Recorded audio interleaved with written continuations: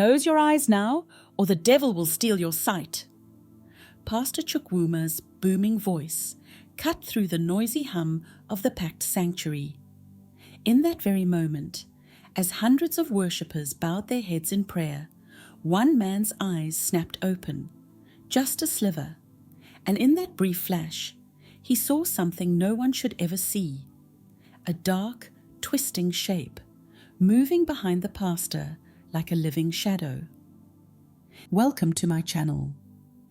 Every story has a beginning, a twist, and an ending you'll never see coming. Stick around and let's explore the unexpected together.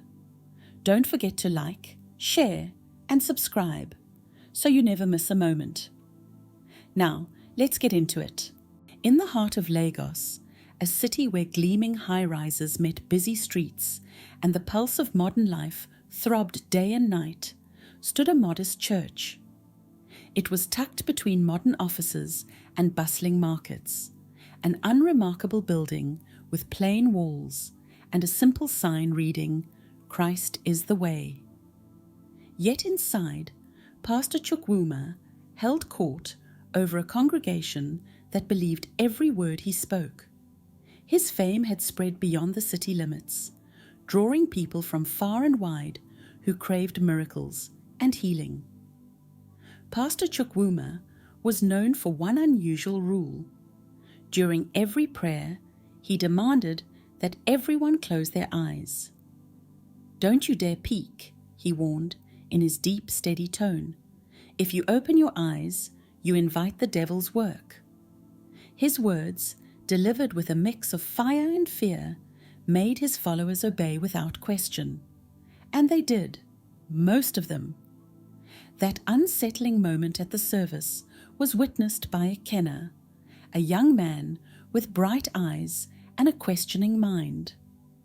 Unlike most in the pews, Ikenna was not easily swayed by loud words and empty promises. He had grown up in Lagos, seen the city change, and learned that truth was not always what it appeared to be. His friend Femi, who sat beside him, caught Ikenna's uneasy glance as the man with his eyes half open recoiled in horror. Later that evening, while most worshippers went home satisfied and still buzzing with the excitement of miracles, Ikenna's mind raced with questions. What had that stranger seen? And why did Pastor Chukwuma insist so strongly on blind obedience? These thoughts would not let him rest. The next Sunday, Ikenna arrived at the church early. He blended into the crowd as the congregation filled the pews, chatting about the latest mobile phone updates and the weekend's traffic in Victoria Island. The church's interior was modern in its simplicity: fluorescent lights, rows of plastic chairs, and a modest sound system that amplified every word of the sermon. Yet nothing could hide the stark contrast between the humble setting and the grand promises of miracles Pastor Chukwuma delivered every week. As the service began, Pastor Chukwuma stepped onto the small stage. His eyes shone with confidence, and his voice boomed once more. "Brothers and sisters, close your eyes when I pray. Open them, and you risk your vision and your soul." His command, repeated with authority, was met with hundreds of nodding heads and downcast eyes. In the crowd sat Amara, a gentle woman known for her kind heart and steady faith. Today, as the pastor's words filled the room, Amara felt a small tremor of distraction. A tear welled in her eye, and for a split second she forgot the command. In that moment, her eyes opened just a fraction. Almost immediately, Pastor Chukwuma's eyes locked onto her. His voice dropped to a cold whisper that carried to every corner of the room. "Amara, you have disobeyed God. From now on, you will lose your voice until you repent." A wave of hushed shock swept over the congregation. Amara's face went pale, She tried to speak, to plead, but no sound came out. The silence that followed was heavier than any sermon. For days afterward, Amara remained mute, her eyes filled with silent terror and sorrow. That same week, Ikena's doubts grew. During a break after the service, he quietly asked Femi, "Did you see what happened with Amara? And that man, the one who didn't close his eyes? Something is not right." Femi, a kind soul with an honest nature, nodded slowly. "I felt it too, Ikena. There's fear in his voice that isn't of God. We need to find out the truth." A plan began to form between the two friends. They would investigate Pastor Chukwuma and the strange events that took place in the church. The next day, after the morning rush of Lagos traffic had died down, Ikena and Femi made their way toward the modest building that housed the church. They circled around to the back, where, as whispers in the community suggested, there was a side entrance that led to the pastor's private quarters. Inside a narrow corridor, the walls were painted a dull cream. A door at the far end was slightly ajar, and the soft murmur of voices spilled out. Ikena pressed his ear against the wood. Inside, he could faintly hear the rustle of fabric and a sound that resembled a hiss. A shiver ran down his spine. "I think I heard something, like a snake," Femi whispered, his eyes wide. The two exchanged nervous looks. Their investigation had taken a darker turn than either expected. Over the following days, the friends returned in secret to the church's back area. On one occasion, Ikena managed to capture a brief video on his smartphone. In the grainy recording, behind a curtain in the private room, a long, thin shape slithered slowly. It was hard to tell clearly, but the movement was unmistakable. A snake, moving in a pattern that seemed almost controlled. Ikena's heart pounded as he watched the video. "This is it," he said softly. "This snake, it's not normal. It must be part of Pastor Chukwuma's trick." Femi nodded, equally troubled. They decided that they needed help from someone who understood both modern ways and the old traditions. They recalled Baba Ifeanyi, a respected traditional healer whose small clinic lay in a quieter part of the city. Baba Ifeanyi was known for his wisdom about the unseen and the natural order of things. The friends visited him in his humble office, where the scent of herbs mingled with the sound of soft, rhythmic drumming from an old radio. "Baba Ifeanyi, we need your help," Ikena said, showing him the phone screen. The old man squinted at the screen and then at the two young men. "This is not a blessing from God," Baba Ifeanyi murmured. "I have long suspected that Pastor Chukwuma hides a dark secret behind his miracles. That snake is not a creature of nature. It is a tool of deception." The old healer explained that some men, in their greed and lust for power, turn to dark forces. They use tricks, hidden animals, and fear to control people. A snake is a sign. In our tradition, it is known to be a messenger of the dark, not of the light. His eyes were steady as he spoke, and his tone carried the weight of years of wisdom. Baba Ifeanyi agreed to help the friends expose the truth. "I will visit the pastor during his private time. I will see for myself if the snake is truly the source of his power," he said firmly. "But you must be careful. The people may not want to hear what you discover."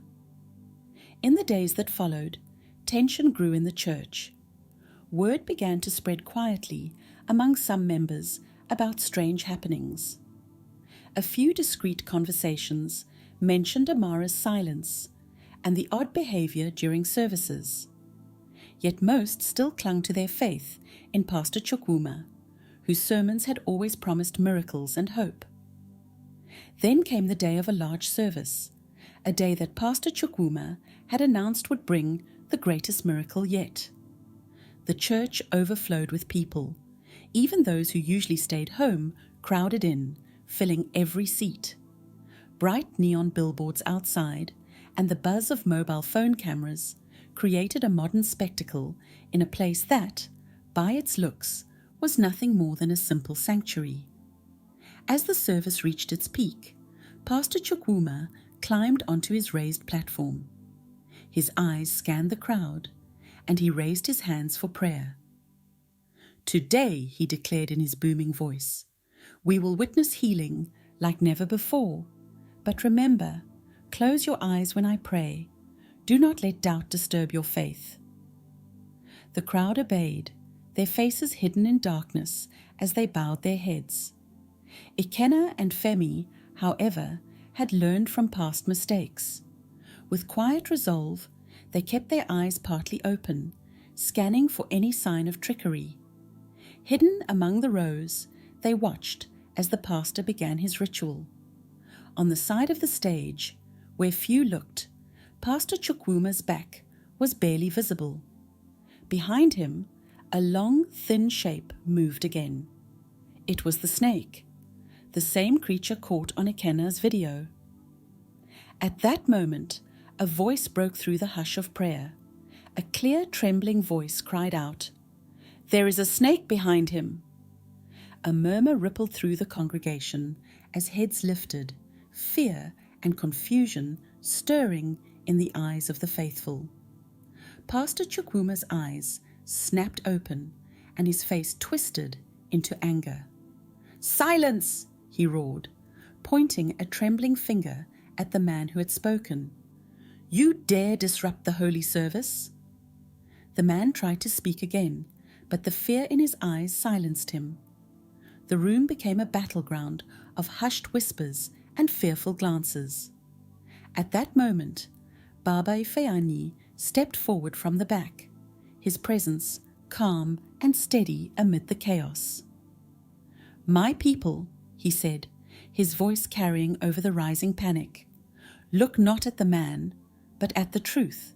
Our faith should not be built on fear and tricks." With that, Baba Ifeanyi walked slowly to the front, where he stood beside Pastor Chukwuma. The pastor tried to regain control, but his voice wavered.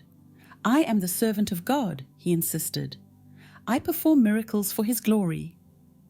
But the evidence was mounting. Ikenna, standing near Baba Ifeanyi, raised his smartphone high so that everyone could see the recorded image of the snake. Gasps filled the room. Even those who had come to seek healing now looked on with growing doubt.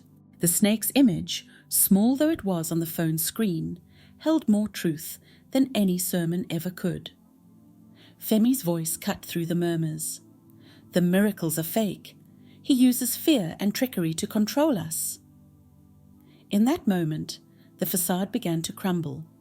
Several congregants, tears in their eyes, murmured that they had felt nothing but empty promises. Amara, who had suffered in silence for days, looked on with a mix of sorrow and relief.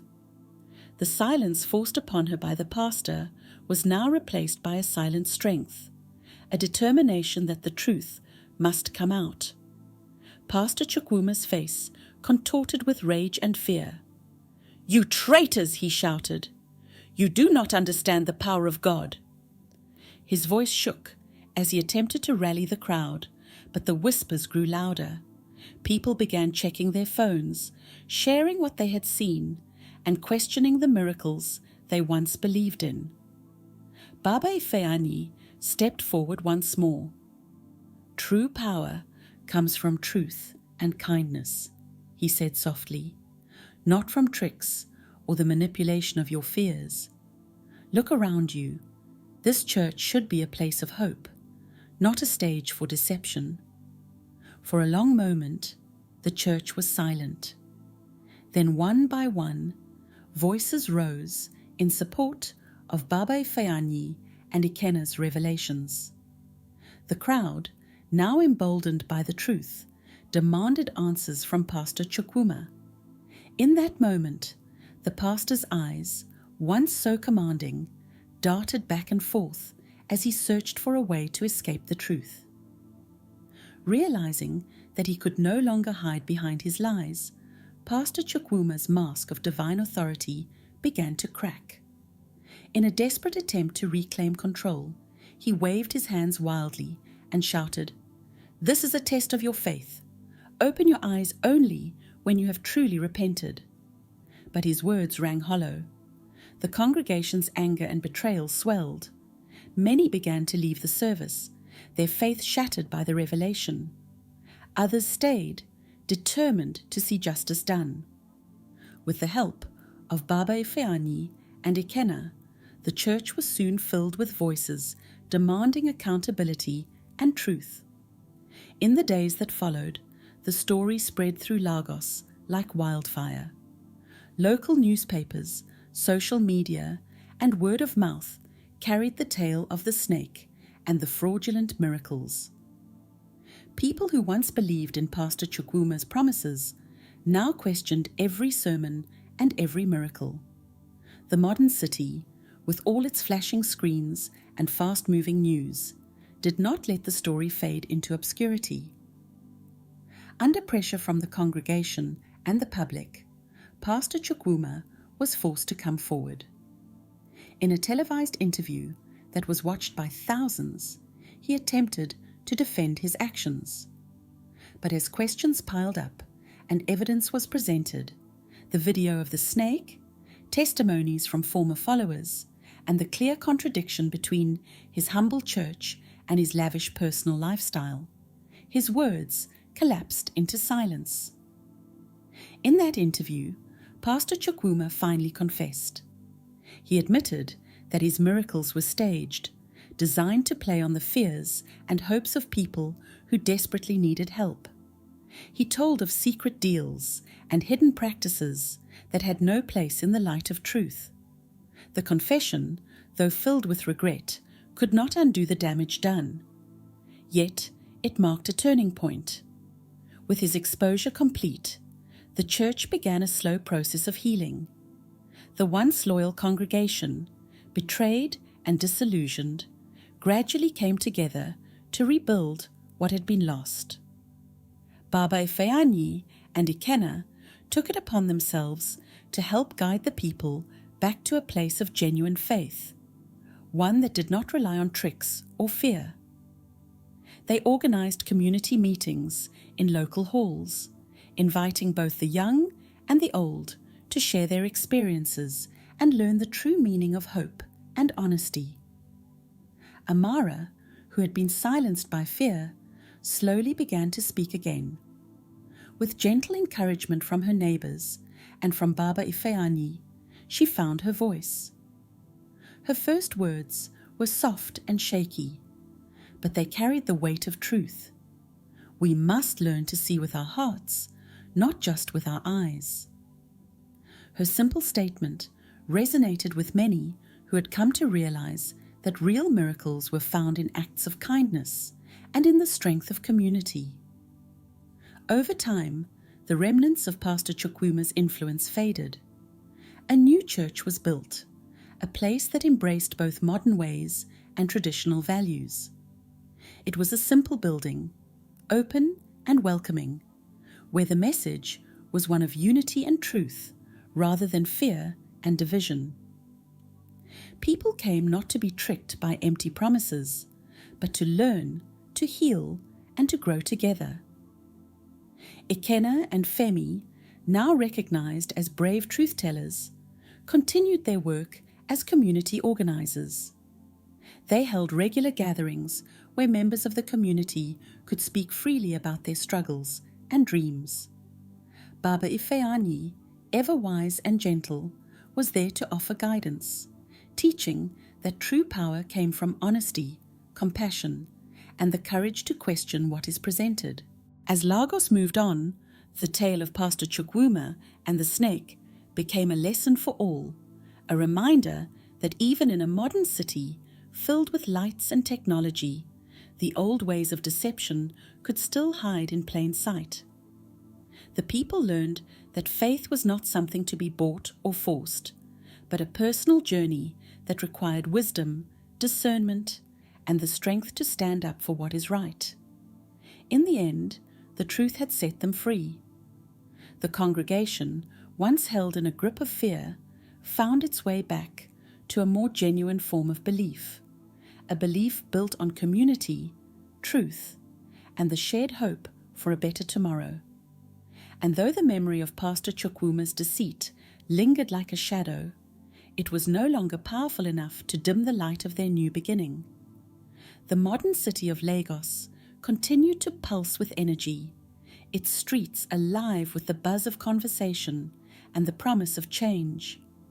And in one small, unassuming building, now a beacon of true community spirit, people gathered each week, not to fear a hidden snake or a fiery curse, but to celebrate their newfound understanding that the real miracle lay in truth, unity, and the courage to see beyond the illusions of power. Share your thoughts about this story in the comments section, and don't forget to like, share, and subscribe to this channel for more exciting stories from the heart of Africa.